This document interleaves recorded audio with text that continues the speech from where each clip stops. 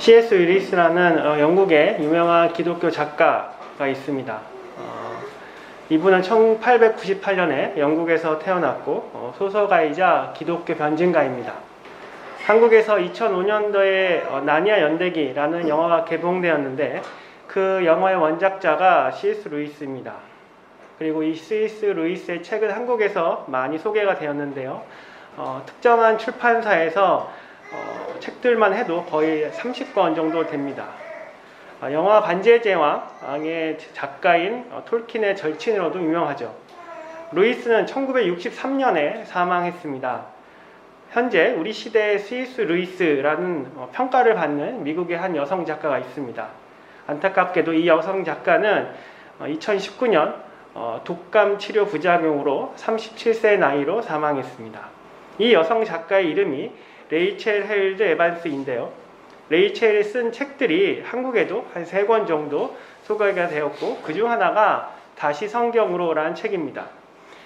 책의 내용은 제목 그대로 성경에 관한 이야기입니다. 이 책의 서문에서 레이첼은 하나님의 영감에 대해서 이야기합니다. 방금 봉독한 말씀이 디모데후서 3장 16절을 가지고 하나님의 영광을 말합니다. 모든 성경은 하나님의 감동으로 된 것으로 라고 디모데후서는 말하는데 여기서 감동을 영감으로 라고 대신 표현할 수 있다는 것이죠. 모든 성경은 하나님의 영감으로 쓰여졌다 라는 겁니다. 하나님의 영감이 무엇인지 레이첼은 이렇게 말합니다.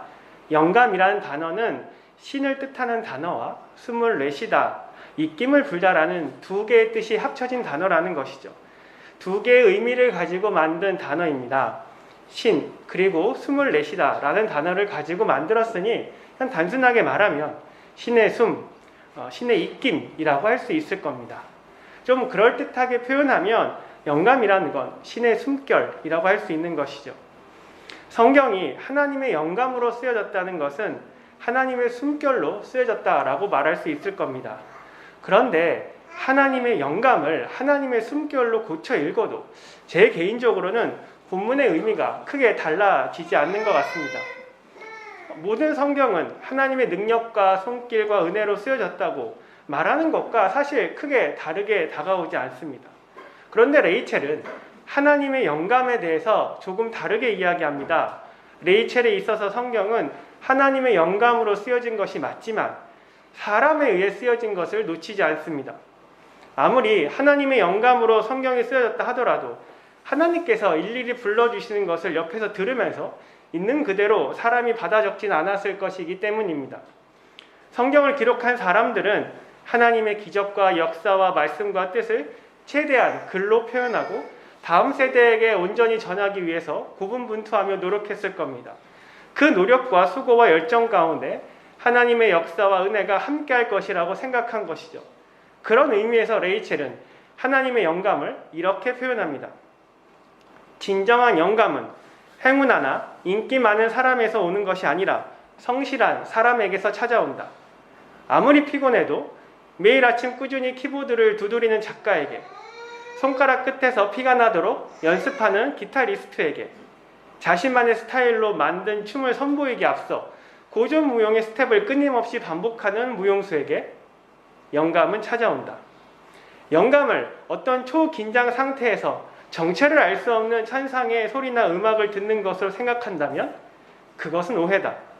영감은 세상을 창조하신 창조자와 창조의 사역으로 부르심받은 작은 창조자가 동역하는 과정이며 일방이 아닌 쌍방으로 이루어지는 거룩한 협업이다. 하나님의 영감은 우연히 그리고 저절로 찾아오는 것이 아니라고 말합니다. 하나님의 영감은 하나님의 사역을 감당하기 위해 성실하게 우직하게 하나님께 머무는 시간을 가져야 경험할 수 있는 것이라고 말합니다. 그래서 하나님의 영감은 누구에게나 찾아오는 것이 아닙니다. 그렇다고 똑똑하고 능력 있고 선택받은 누군가에게 오는 것도 아닙니다. 하나님의 영감은 하나님의 사역에 동참하고 싶은 마음에 많은 것을 내려놓고 기약을 알 수 없는 순간을 믿음으로 기다리면서 좋게 말하면 성실하고 우직한 것이지만 나쁘게 말하면 어리석고 무모하게 머무는 사람에게 찾아오는 것이 바로 하나님의 영감이라고 말합니다. 작가 레이첼이 보기에 성경은 바로 그렇게 쓰여졌다는 겁니다. 이처럼 성경은 하나님의 사역에 자신을 무모하게 투신하는 자들에 의해서 쓰여진 것이죠. 이처럼 무모한 투신하는 가운데 어느 순간 임하신 하나님의 영감으로 쓰여진 것이 바로 성경입니다. 이렇게 하나님의 영감으로 쓰여진 성경을 다르게 표현해보면 성경은 바로 하나님의 영감을 담고 있고 가지고 있다라고 말할 수 있죠. 성경은 단순히 하나님의 가르침과 하나님의 역사와 그 뜻을 기록한 책만은 아니라는 겁니다. 성경은 하나님의 말씀이 기록된 책이면서 동시에 하나님의 숨결로 이루어진 책이라는 겁니다. 이처럼 하나님의 숨결이 가득 차 있는 책이 바로 성경인 것이죠. 이처럼 성경이 하나님의 숨결로 가득 차 있다면 우리는 성경을 조금 다르게 바라볼 수 있습니다. 오늘 본문에서 바울은 디모데에게 이렇게 권면합니다. 어려서부터 너는 성경을 알았다. 바울은 디모데가 성경에 대해서 잘 알고 있음을 말합니다. 다시 말해서 디모데는 성경의 내용을 잘 알고 있었던 것이죠. 그런데 여기서 바울은 성경이 주는 유익이라기보다 뭔가 성경이 가지고 있는 신비에 대해서 말합니다.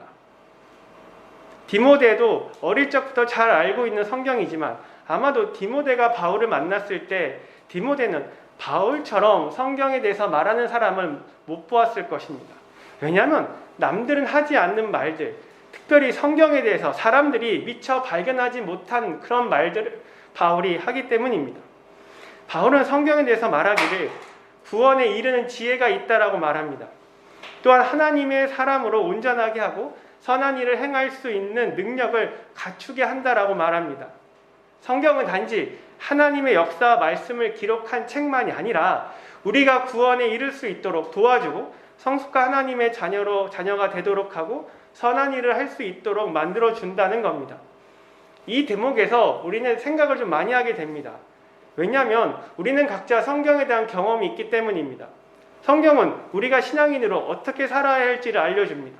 또한 성경은 하나님이 그리고 예수님이 어떤 분인지를 잘 알려줍니다.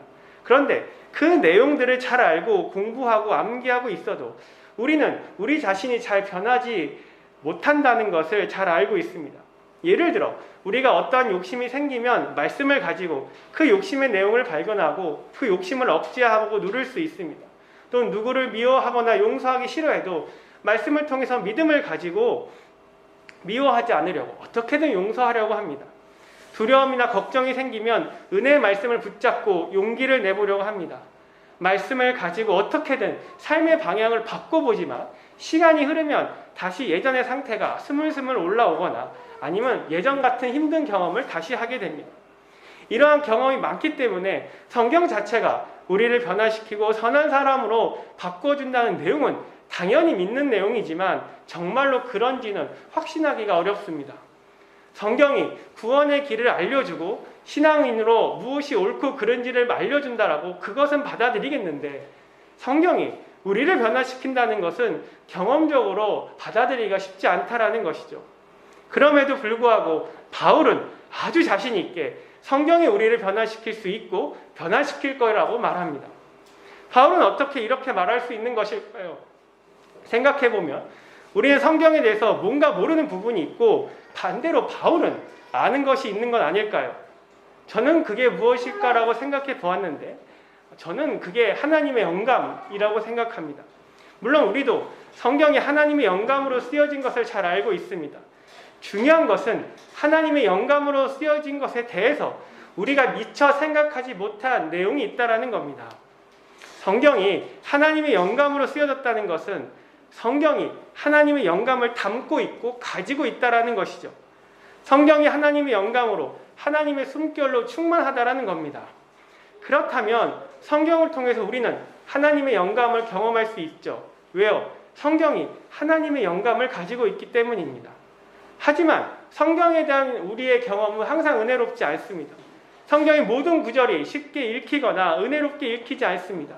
물론 성경 66권 중에 쉽고 은혜로운 구절이 있긴 했지만 대부분 성경이 잘 읽기 어렵고 배경 지식이 없으면 이해되기 어렵고 그리고 많은 것들을 생각하게 하며 읽어야 합니다. 하나님께서 굳이 이렇게 하셨어야 되나? 하나님 도대체 어떤 분이신가? 이런 질문을 하게 만드는 그런 구절들도 많습니다.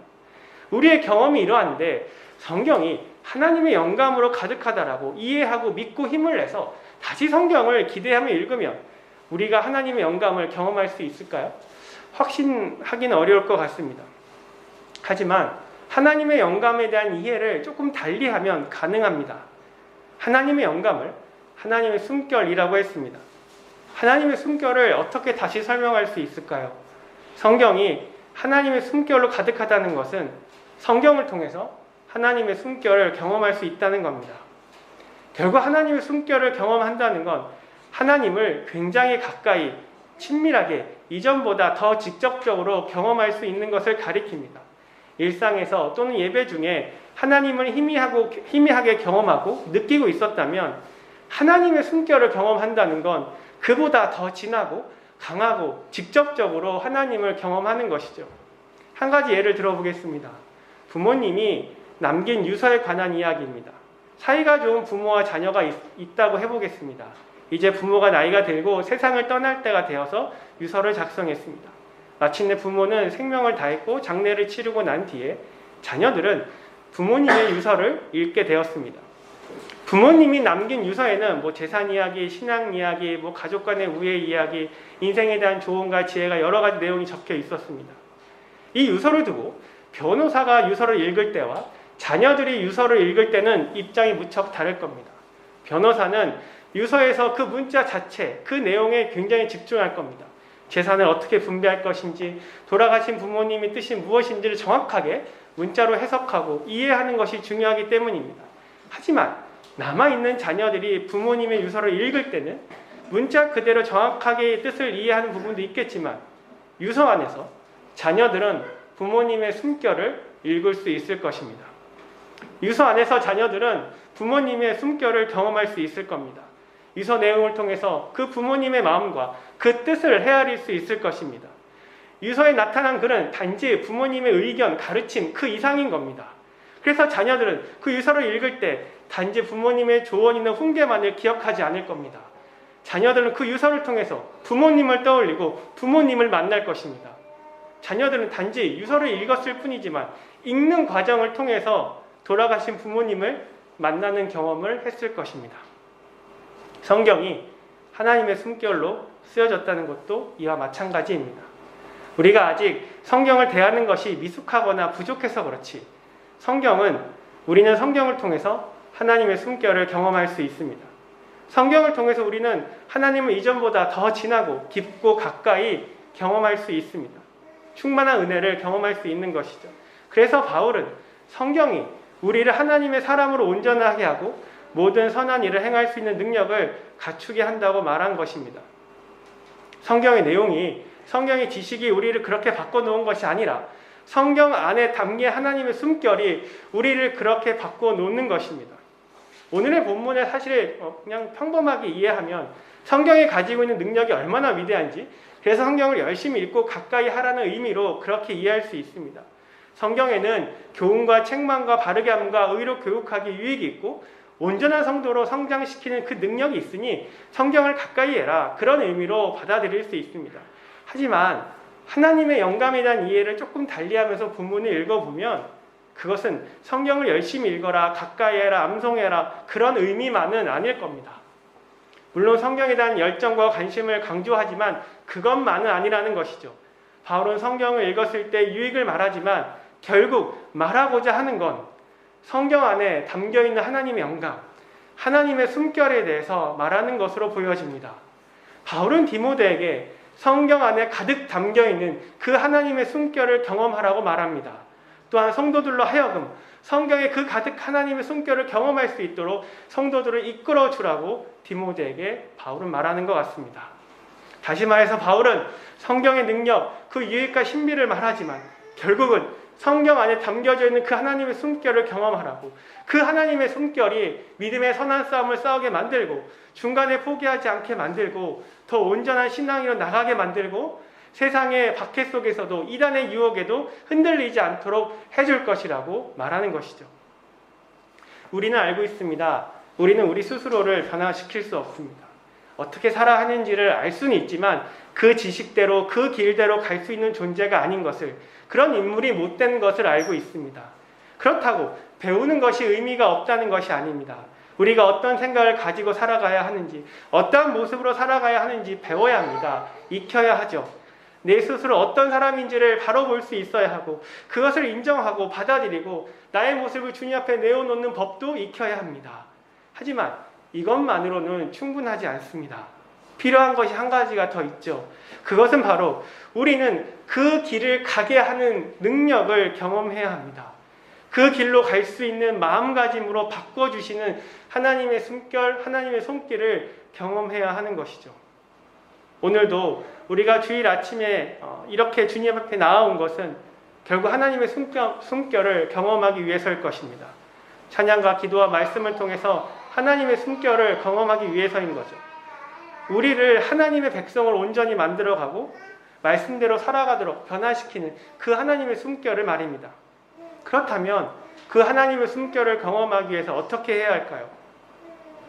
작가나 예술가들이 영감을 얻기 위해서 많은 고분분투가 필요하듯이 하나님의 숨결도 어떻게 보면 쉽게 얻어지진 않을 겁니다. 앞서 말씀드린 미국 여성 작가 레이첼은 이렇게 말합니다. 호기심으로 성경을 본다면 새로운 무언가를 배울 수 있을 것이다. 하지만 씨름한다면 하나님의 숨결을 들이마실 것이다. 제가 한 번만 더 읽어보겠습니다. 호기심으로 성경을 본다면 새로운 무언가를 배울 수 있을 것이다. 하지만 씨름한다면 하나님의 숨결을 들이마실 것이다. 사실 저는 이 문장을 읽고 좀 적잖은 충격을 받았습니다. 성경을 통해 하나님의 숨결을 경험한다는 것을 너무나 창의적으로 설명하고 있었기 때문입니다. 성경 안에 있는 하나님의 영감은 그냥 읽는다고, 외운다고, 쓴다고, 또는 여러 시각으로 깨달음을 얻는다고 경험할 수 있는 것이 아니라 그 이상 씨름하는 과정이 있어야 된다고 말합니다. 말씀뿐만 아니라 기도와 찬양을 통해서도 마찬가지일 겁니다. 예배도 마찬가지일 겁니다. 단지 예배를 드린다고, 하나님의 거룩한 이름을 부른다고 하나님의 숨결을 경험하는 것은 아닐 겁니다. 씨름해야 합니다. 오래 붙잡고 있어야 됩니다. 오래 머물러야 합니다. 그렇다고 또 이러한 행동을 한다고 해서 또 반드시 하나님의 숨결을 경험하는 것은 아닐 겁니다. 결국 이러한 행동들은 우리의 마음의 표현인 것이죠. 하나님의 숨결을 경험하고 싶은 그 마음의 표현입니다. 나에게는 나를 변화시킬 힘이 없고 유혹을 이길 힘이 없고 말씀대로 살 힘이 없음을 인정하지만 그럼에도 말씀대로 살고 싶은 마음, 하나님을 더 사랑하고 싶은 마음, 그 말씀에 순종하고 싶은 마음을 행동으로 표현한 것입니다. 여전히 욕심과 욕망이 있고 겁과 두려움이 있고 유혹에 약하지만 하나님을 따르고 싶고 순종하고 싶고 온전한 성도가 되고 싶다는 그 마음을, 그 열정을 하나님께 표현해 보십시오. 주님 면전에서 씨름하시고 주님 붙드시고 주님 앞에 잠잠히 오랜 시간 머물러 보십시오. 그러한 과정에서 하나님의 숨결을 경험하고 하나님을 이전보다 더 진하고 깊고 강하고 가까이 만나는 은혜가 있기를 소망합니다. 그래서 성경으로 인해서, 말씀으로 인해서 이전보다 신앙이 더 성숙해지고 하나님을 더 사랑하는 마음이 커져가고 말씀이 가리키는 모습으로 변화하는 은혜가 살림의 성도들에게 가득하기를 축원합니다. 아멘.